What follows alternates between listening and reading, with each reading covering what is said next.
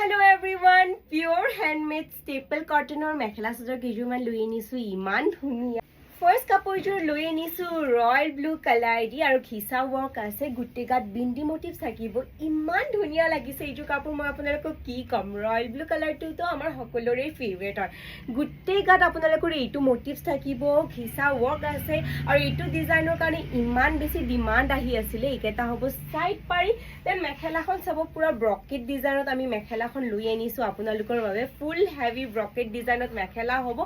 আৰু এয়া হ'ব ব্লাউজ piece. Then next কাপোৰযোৰ আমি লৈ আনিছো maroon color ঘিচা ৱৰ্ক আছে আৰু এইটো ডিজাইনৰ ইমান demand it is viral all over the internet এয়া হ'ব বুটিকেটা আপোনালোকে চাব সৰু সৰুকে এনেকে থাকিব খুব ধুনিয়া আৰু এইকেটা হ'ব সাইড পাৰি কেটা এনেকে থাকিব দেন মেখেলাখন চাব আপোনালোকে আমি ব্ৰকেট মেখেলা দি দিছো ফুল হেভি মেখেলা আপোনালোকে পাই যাব সব কিমান গৰ্জিয়াস লাগিছে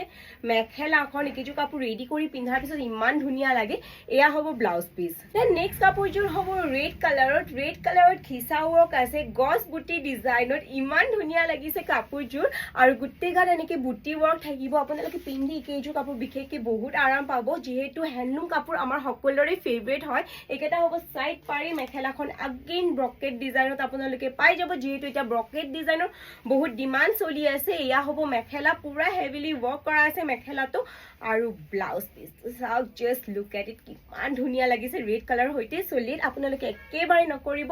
আৰু এতিয়াই বুক কৰি লব